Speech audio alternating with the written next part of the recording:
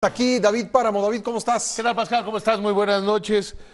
Tenemos que recordar los fundamentos. O sea, de repente estamos oyendo demasiadas opiniones y que si se frenó el gasolinazo, que si esto, que... Tenemos que recordar cómo es la historia, cómo viene la historia y los fundamentos para poder hacer un análisis correcto. Primero, ese tema de los gasolinazos, a mí me parece que es total y absolutamente inadmisible seguirlo usando. Brevemente recuerdo la historia. Hasta antes del gobierno de Felipe Calderón, el precio de la gasolina se fijaba, ¿cuánto te parece bien? Con cálculo político y todo, y decían, tal precio. No era un precio de mercado, ni siquiera que buscara acercarse de alguna manera al mercado. Era una reminiscencia del populismo de Echeverría y de López Portillo, que un día inventaron que éramos una nación petrolera y que el petróleo debería ser regalado. En esta vida no hay nada regalado, todo se tiene que cuidar. El otro día le decía a alguien eso, me decía, el aire es gratis. No, lo tienes que cuidar. No es gratis, lo tienes que cuidar y tienes que preservar el medio ambiente y eso requiere un esfuerzo. En países que tienen mucho, pero mucho más petróleo que el nuestro, como Arabia Saudita, ¿sabes cuánto subió la gasolina en diciembre? 40% subió la gasolina en diciembre en Arabia Saudita, que tiene mucho más petróleo. Ser una nación petrolera... Y que no es una democracia, ¿no? No te garantiza, o sea, ser una nación petrolera no te garantiza que los precios, puedas fijar artificialmente los precios. En el gobierno de Felipe Calderón tomaron una decisión de principio correcta. Vamos a hacer que los precios se vayan pareciendo a los reales mediante un deslizamiento.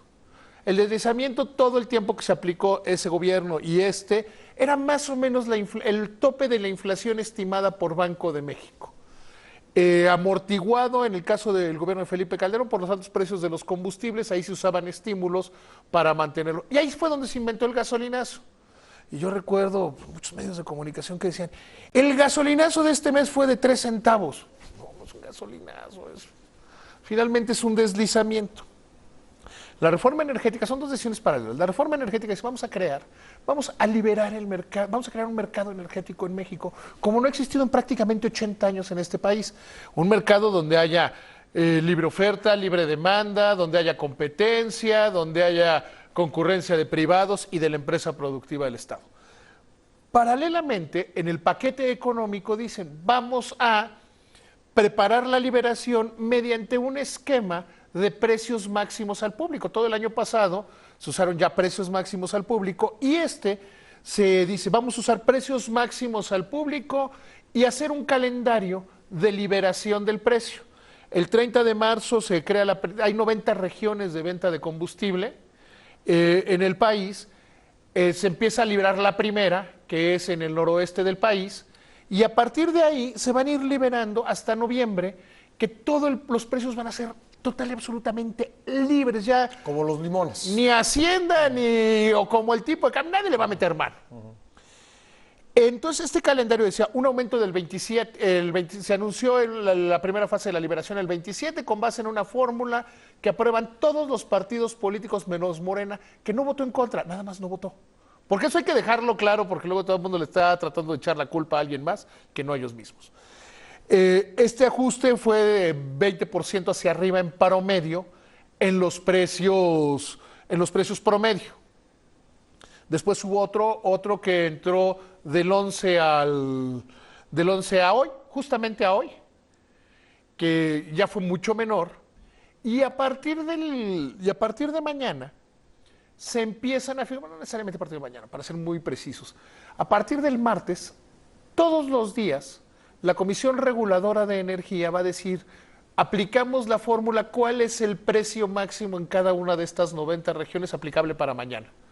Entonces yo digo un poco de broma que vamos a decir, la bolsa cerró en tanto, no sé qué, el precio promedio de la magna del diésel y de la premium será tal. El promedio, además. El precio promedio, pues son 90 regiones. Sí, claro. O el máximo, el mínimo. Lo que podemos hablar es de promedios, nada más. Sí, podemos, ya si algún día no tenemos nota, le ponemos máximo y mínimo. Sí. Pero así será. Podemos ir a cargar a Azcapotzalco, que es donde más barato vale, ¿no? Además hay que tenerlo claro, en la propia Ciudad de México, en zonas urbanas muy grandes, en la propia Ciudad de México hay dos precios totalmente distintos. El de Coajimalpa, o sea, por hacerlo chiquito, Coajimalpa y Azcapotzalco es mucho más barato en Azcapotzalco que en Coajimalpa. Sí.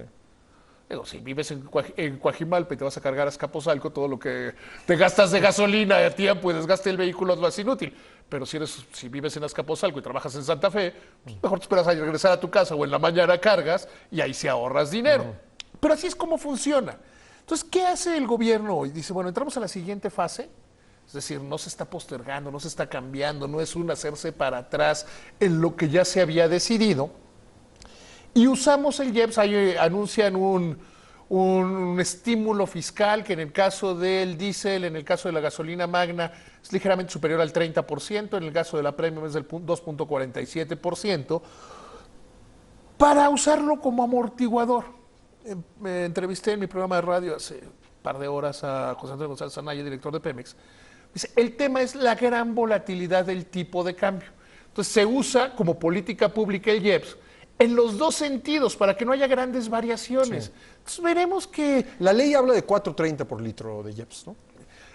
Pero lo puedes cambiar, porque este IEPS, este estímulo que anunciaron hoy, está vigente hasta el 24 de febrero. Sí. Entonces los van a ir actualizando conforme los vayan necesitando. Y lo que buscan ellos es, con cualquier intención que lo tengan, es quitarle el pico del tipo de cambio. Entonces, que veamos que a lo mejor una semana, que podemos decir los viernes, durante esta semana el precio promedio de la magna aumentó 10 centavos.